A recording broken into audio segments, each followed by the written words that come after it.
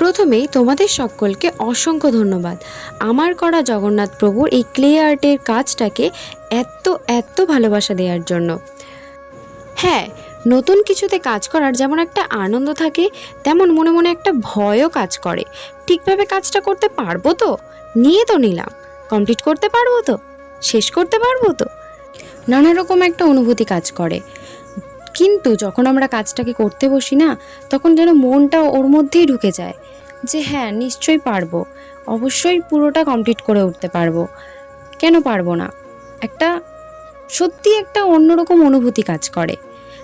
ভগবানের কাছে আমার একটাই প্রার্থনা, আমি যেন সবসময় এরকম সাধারণ মেয়ে হয়েই থাকতে পারি, আর আমার কাজগুলো যাতে অসাধারণ অসাধারণ হয়ে ওঠে।